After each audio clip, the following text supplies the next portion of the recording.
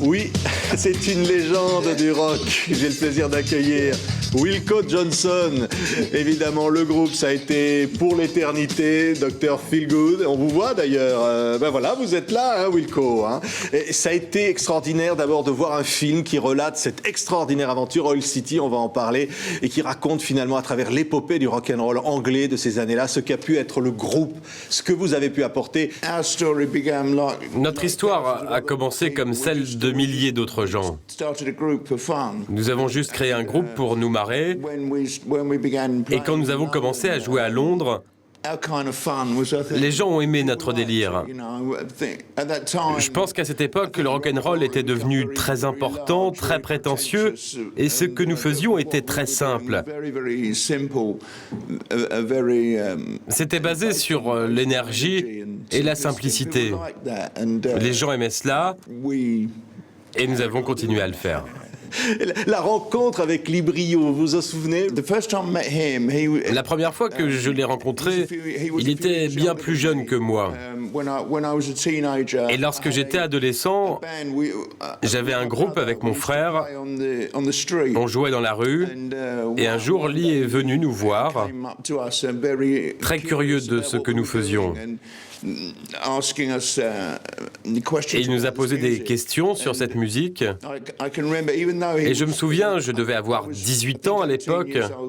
Et il devait en avoir 14. Et c'est une grande différence lorsque vous avez cet âge-là. Mais sa personnalité était tellement... Je ne sais pas. Lorsqu'on rencontrait ce type, on ne l'oubliait jamais. Il avait une puissante personnalité. Je me souviens de ça. Et puis il a commencé à jouer, mais c'est comme cela que je l'ai connu la première fois.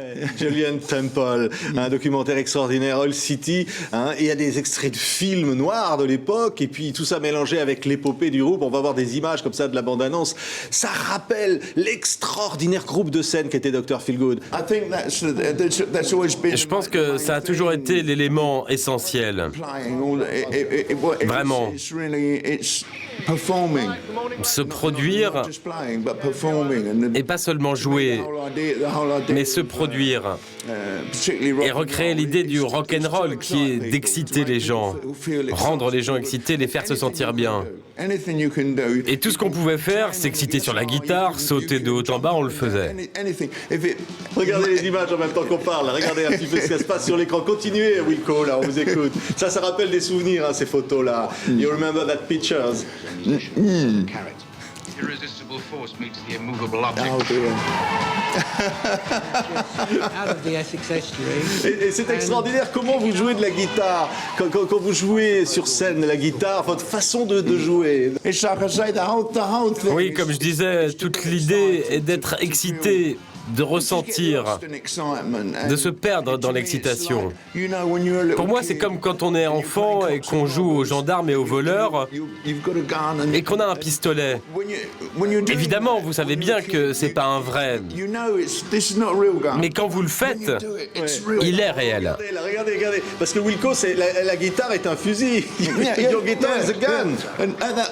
Oui, à cet instant, c'est un fusil. Mais c'est simplement un jeu, c'est un moyen d'exprimer son excitation. Ouais. C'est un jeu, le rock'n'roll. Oui, je le pense.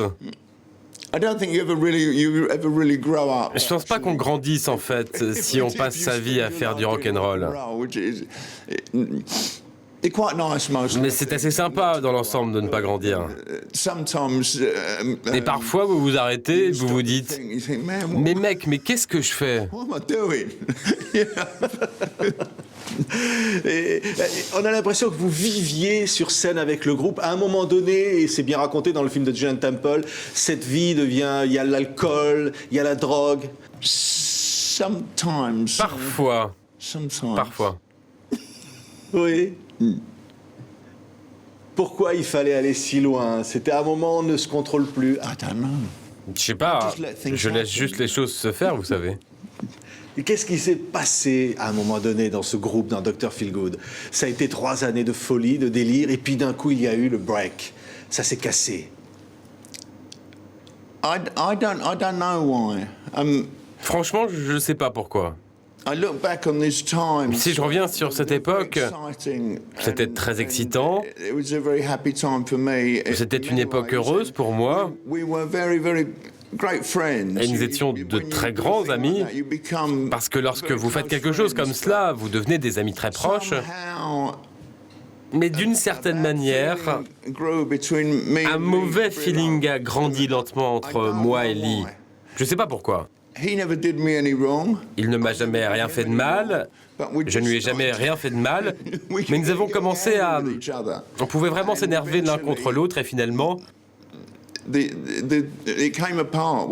Ça s'est fini dans une grande dispute. Et si vous me demandez aujourd'hui, je ne sais pas sur quoi cette dispute portait. Ça ne portait peut-être sur rien. Et nous nous sommes séparés. Et je savais à l'époque que c'était un moment désolant, que c'était une mauvaise chose, mais c'est comme ça. Ouais. Lebrio, hélas, décède quelques années après, continue le groupe. Aujourd'hui, il est célébré. Tous les ans, il y a des anniversaires de sa disparition. Vous avez été un groupe mythique, une légende du rock'n'roll. Eh bien...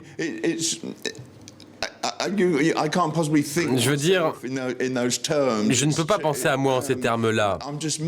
Je suis juste moi. Quand nous avons commencé à devenir célèbres et que les gens ont commencé à nous considérer d'une manière différente, ça semble fou parce que vous pensez « Mec, tu fais erreur, je suis juste moi. » Vous savez... Les gens disent que je suis une légende ou autre chose, mais je pense, qu'est-ce que ça veut dire une légende? Je me dis, ce type était une âme noire et il était connu il y a très longtemps, c'est ça une légende. Mais vous continuez de jouer. Oui. Je veux dire, manifestement, lorsque vous apparaissez sur scène, les gens s'attendent à quelque chose de particulier. Vous devez le faire, c'est ce qu'ils viennent voir. Vous ne pouvez pas ressentir une certaine émotion tous les jours, tout le temps. Parfois, avant un concert, vous vous dites « Oh mon Dieu, j'ai pas envie de le faire ». Peut-être que vous vous sentez mal à propos de quelque chose. Mais vous montez sur scène. Et en fait, lorsque vous montez sur scène, les gens vous regardent, vous entrez dans un autre monde. Vous le faites. Et il serait impossible d'agir autrement. Je ne pourrais pas monter sur scène en étant tragique et sérieux. Impossible. Merci Wilco Johnson d'avoir été présent sur le plateau de TV5 Monde aujourd'hui pour rendre hommage à ce groupe Dr. Feelgood. Vous continuez de jouer, mais ce groupe est certainement l'un des plus grands de l'histoire de la musique du rock'n'roll. Merci d'avoir été avec nous. Merci.